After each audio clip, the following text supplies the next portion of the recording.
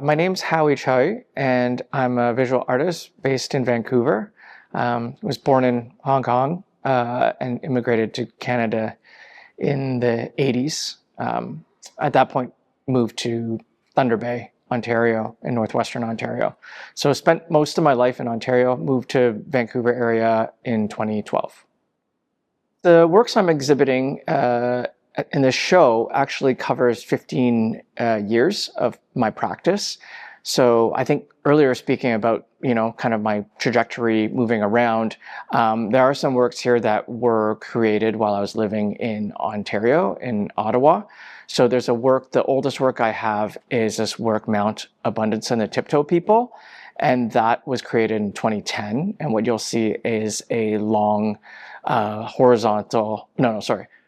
a long vertical kind of scroll-like work that shows a mountainscape and all sorts of little narrative nuggets occurring within it. And then up to present day, there's a work, this new work called GIF Roulette, which is a 3-channel media work, and that was finished in the end of 2024. And that's also accompanied by another work I have called Jumbo, which is this digital print, which is what I call a composite, which kind of is a puzzle of about, like 100 hand-drawn images that I've kind of assembled in a computer. Yeah.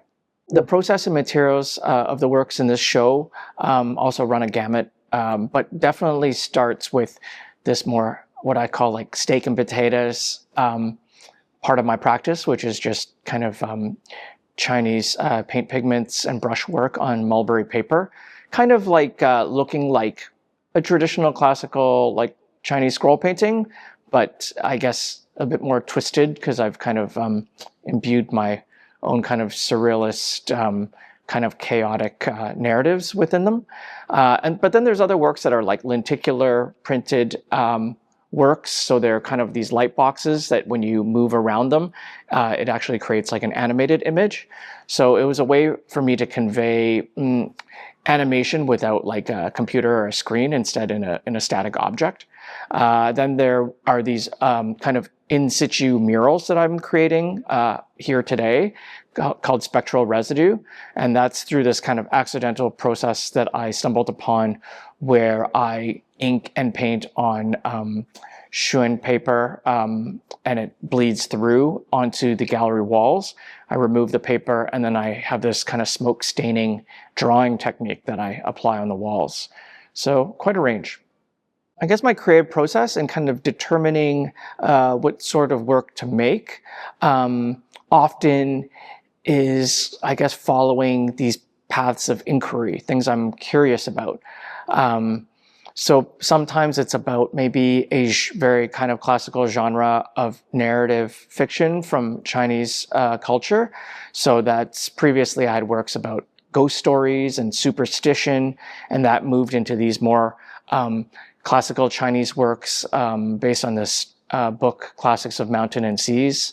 And then it moved into this genre of martial arts fantasy fiction called Mohab or wuxia. But then I kind of investigate these genres as an adult because I spent so much time immersed in it when I was a kid just through watching TV shows and movies. But then as an adult now I'm kind of looking at, I didn't know this genre of narrative fiction was censored and practitioners had to move to other places to kind of write stories in this style. So then that might make me respond in a certain way. And then other times my interest or questions are around material experiments. Like, can I make something like this and how would it work out? So sometimes it's thematic, sometimes it's material. So I think those are kind of like the different kind of little things that lure me into creating. I think for the audience, if I want to impart some references or kind of like where the seeds of these images come from, I would have to speak, to my own personal history. When my family immigrated to Canada, my father started a video cassette manufacturing company in northwestern Ontario. And that was sort of the kind of economic benefit that was required for us to be able to immigrate here from Hong Kong. And there's a lot of meaning behind the medium of the video cassette, because much of the imagery you'll see in my works, a lot of it stems from these deeply embedded images that I grew up with watching on video cassettes from martial arts, fantasy fiction TV series from Hong Kong from the mid-'80s, as well as movies. So those, this is also kind of Hong Kong's pop cultural production, high point, internationally speaking. And I think there's a lot of meaning for that because there's such a prominent community here in Richmond.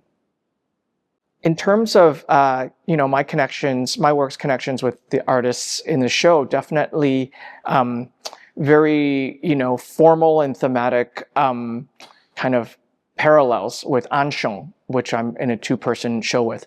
Both of us are interested in kind of reimagining classical Chinese landscape painting in modern or surrealist ways. Also, I think my practice also, there's a lot of animation and media, although that work isn't exhibited here, but I do appreciate seeing his animated work here in the show. We're functioning on these kind of horizontal kind of landscape formats in many times, and also sometimes our kind of affinity with like ink, classical ink processes. And then with regards to the other show, Enigmas and Dreams, I certainly not familiar with either artist's work, but when I see it, I see that there's a spareness with Anna Wong's work, like in terms of muted palette, but the forms are quite curvilinear, or like I would call sinewy or like lyrical. And then Alvin's work is surrealist and kind of unconscious. So there's that aspect of my work definitely in some of the narratives that I construct unconsciously.